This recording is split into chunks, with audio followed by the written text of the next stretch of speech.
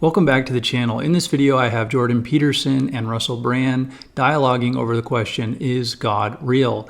Now, the conversation that they have immediately morphs into something else, but I think it directly ties back into the question around the arguments for God's existence, the arguments for God's reality, and there's some really intriguing stuff in this clip. For example, Jordan Peterson starts by asking the question, the rhetorical question really, is God real? And then that morphs into him talking about the final analysis being death. So we go from God to death in a matter of 3 sentences. It's just a very odd approach. And then I think Russell Brand does a good job of interacting and providing some theology from a Christian perspective, and also interacting and illuminating some of the things that Jordan Peterson has been saying and teaching for a couple of years. There's just so many good things within this video. And then I provide some analysis on how I think all of this correlates and connects back to a much better argument from the human experience, which I think is found in C.S. Lewis's Mere Christianity, and it's his argument, his moral argument. So I'll get to that at the end of the video. Do you think God is real? And a question like that always begs the question for me is like, well, what the hell do you mean real? Like, what makes something real? And, you could say tangibility, although that's only one dimension of what makes something real. It's like, I think what makes things real in the final analysis is probably death. And in the example you used of the silhouette, which is a very famous example with regard to birds, the silhouette traveling in one direction, that signifies death reliably, right, over a very long span of evolutionary history. And any creature that didn't respond to that silhouette was at a much higher probability of being picked off. So then one of the things you might note, and this is where the postmodernists got things like dreadfully wrong, and where the large language models have drifted into insanity. So imagine that there's a statistical relationship between concepts that's, okay, so then you might say, well, what gives that statistical relationship reality? And the postmodern types would say, well, it's just arbitrary cultural construction. But it's not, because there are patterns of relationships between events that are part and parcel of the world per se. And some of those need to be accurately mapped by the conceptual system, or you die. And so I would say the ideas that ring most true to us, that grip us in this sort of archetypal way, are ideas that bear directly on our survival, whether we recognize it or not. They strike a chord within us. Here's a good example. We'll shift sideways for a minute. I've started to understand why. So I'm on a tour right now, We Who Wrestle with God, and it's focusing on biblical stories. I'm trying to understand what they mean and then talk about that so other people can understand insofar as I'm able to. And one of the striking meta themes of the biblical library is the necessity of sacrifice, right? And so I've been trying to understand, first of all, what it means to sacrifice. It means to give up something that's desirable for something that's more desirable. It's something like that. It's something higher, and it's higher because it extends over a longer period of time, and it includes more people. And so, like, sacrifice is the basis of community. Well, why? Well, it's obvious, Russell, as far as I can tell. It's like if you're in a communal relationship, which is any relationship, obviously, then you're giving something up that's immediate to you to establish and maintain the relationship, right? So it's a sacrificial gesture. And once you understand that sacrifice is at the basis of community, the question immediately arises, which is, well, what's the most effective form of sacrifice?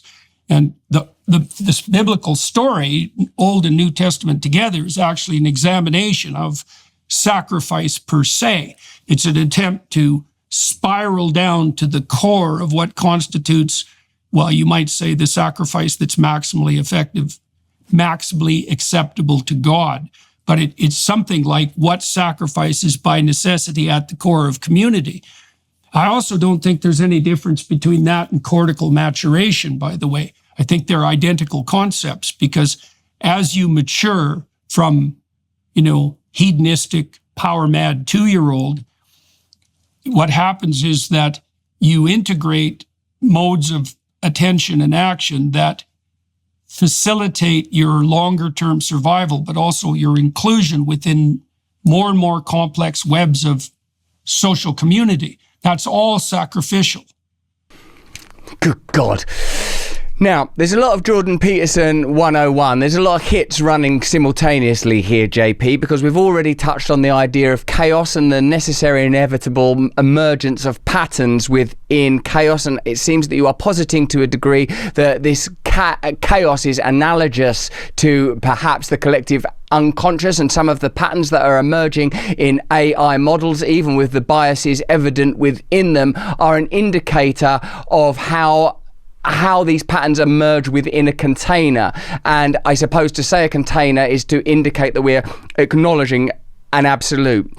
We've moved from this idea of a collective unconscious and patterns emerging within chaos into sacrifice, which is obviously another great Jordan Peterson theme, and as you say, perhaps the overarching theme of the Bible. My contribution to this incredible amount of information that you are relaying, it has to do with where might one's intention carry you, in so much as it seems that in this process of maturation and a personal relationship with sacrifice, how that develops and evolves, it seems to me, is when one starts to acknowledge that there is not, when you use the phrase immediately beneficial, that when we're referring to immediacy, we are talking about both spatial and temporal immediacy, and we might have to consider that when dealing with the sublime, as surely the Bible is, that even these categories are called into question, the most basic and taken for granted categories of any temporal creature will have to be challenged. This perhaps helps me to understand how the ultimate sacrifice as rendered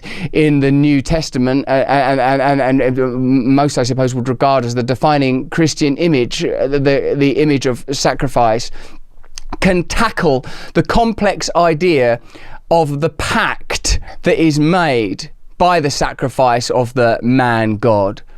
Because as I explore and attempt to understand Christianity more deeply, the nature of the triumvirate, the Father and the Son and the Holy Spirit, and the nature of this pact is something that I'm mulling over, and I feel that the reason I can't reach resolution is because it's irresoluble. Because I ask that when there is absolute dominion and omnipotence, with whom might a pact be made? And I'm starting to conclude that it must be a kind of koan, that that all is coming from the same source. Okay. Yep. Because otherwise, how can there be a pact? All right, there's so many interesting things that are going on in this video, it's hard to know where to start. I think we'll start in the beginning. So Jordan Peterson opens this dialogue with the question, is God real? Now what's interesting is immediately after that question, he then asks another question, a rhetorical question, what makes something real? And then he goes on to explain that in the final analysis, what is ultimately real is probably death. So we've gone from God to death in just a matter of a few, sentences, a few rhetorical questions. And the question for me is, why is that the case? That seems to be so odd. Now, with that, I think there actually is something to what Jordan Peterson is saying here. And if we think about it, if you're working from an atheistic perspective, death is certainly something that is inevitable. Now, I think what we need to understand is what he's ultimately trying to convey by this idea of, in the final analysis, death is what is probably most real, is the reality that we all die, that in the end, as we're going, he kind of uses that illustration from earlier on in the long-form discussion that he had with Russell Brand about the birds kind of flying. what he's ultimately getting at, and in the end, what's ultimately driving human behavior is sacrificing for the communal whole, because we're all trying to avoid the inevitable, which is the most real thing, which is death. So death is synonymous, I guess, with a certitude of that which is coming down the pipeline, that which in the future is, I guess you could say, manipulating human behavior. So that's an interesting idea, but it's fundamentally not a theistic idea, and it most certainly is not answering the question of whether or not God is real, which is something that I want to get to. So in this conversation, Russell Brand tries to make sense of what Peterson is stating, and he provides, I think, a really, really good synopsis of much of Peterson's ideas. And he uses the idea of a container. So he says chaos is analogous to perhaps a collective unconscious of some form of pattern emerging in AI models. Now, I wish he would have gone into more detail of what he was trying to talk about with this.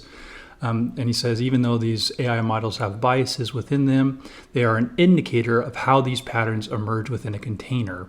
I think he's talking about this, the psychology of the human brain. It's kind of mapping, and it shows that there are these archetypal patterns that emerge from looking at the totality of, I guess you could say, human consciousness and how it manifests itself as directly tied to the language models in AI, okay? And so he goes on to say that which is emerging within a container, and I suppose to say a container to indicate we are acknowledging an absolute. Now, what's interesting about that to me is this idea that he seems to be conveying is that through looking at the patterns in subjective human experience, by getting a holistic or an objective or a perfect picture through these analyses, for example, through AI and these perfect patterns and pictures of the unconscious of the human brain, that will somehow lead to an absolute. Now, that's interesting because I don't think that's necessarily the case. If you had a perfect picture of all subjective experience and all of human thought, it wouldn't lead you to an objective transcendental reality. All it would lead you is to a holistic picture of subjective experience, a perfect picture, an objective picture of that. But what I think it shows, though, is that even if you had a perfect picture of subjective experience of humans, you would still have to ask the question, why is it the case that it is that way? Where did this come from? So you still would be subjected to ask the why question of where it all originated from. I think that's the best that humans could ever do. Now, why am I saying all this? I think the outcome is important because what it shows to me in an odd connection that I tried to figure out where this intuition is coming from yesterday, and I couldn't really pinpoint it.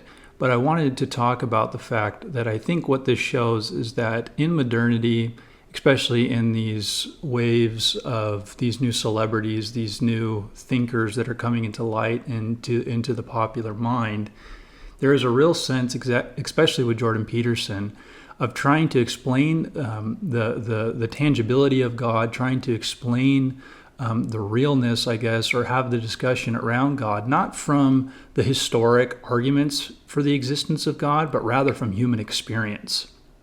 Now, what's interesting about that for me, it's almost as if they're trying to reason an idea of God from atheistic premises, which makes no sense. It's completely illogical. However, I do think that there is a good argument for God from human experience. And it's put forth by C.S. Lewis in his little book, Mere Christianity, where he talks about the moral argument. Now, the reason I say that is because Lewis appeals to a law of nature within human beings. Now, he's not talking about like the laws of physics or the laws of science as seen in, the material world, but he's rather talking about an old adage, I guess you could say, that all humans live as if there is an objective right and wrong. I guess you could say there is a law of nature, and that law of nature is the morality of right and wrong pressed upon our hearts. Now, he makes a very definitive case for this from human experience by saying that all of us, even though, for example, atheism can't make sense of it, all of us live into this reality. So, for example, you might ignore the fact that there is a right and wrong, but the minute that you're wronged, you're going to scream for righteousness. You're going to scream for justice to be done. Now, why is that the case? Now, C.S. Lewis will go on to explain, because he was an atheist when he thought of this, that the fact that this was an objective reality and he had insider information, meaning he could think about it. It was kind of a Descartesian, I think, therefore I am. And I can see from this thought process that all human beings, from their internal experience, understand right and wrong. And the minute they don't believe in right and wrong, the minute they're wronged, they scream for the right to be done. Now, what's interesting about this to me, and C.S. Lewis will go further and say, not only do we know that, but we know the fact that we don't live up to the standard. So where does this standard come from? And he had to admit, when he was an atheist, that his atheism couldn't make sense of this human experience. So we're back to that idea of understanding God from human experience. Now, I could go on forever with that, but what I want to show and hopefully encourage you to see is just read C.S. Lewis, read Mere Christianity. I think it's a better argument for the realness of God, the reality of God from human experience than anything that you will find from Jordan Peterson or kind of these new celebrities, these new thinkers within our society today. All right, that's all I have for this video. Please be sure to like and subscribe if you're enjoying this content, and I will see you in the next one. Peace.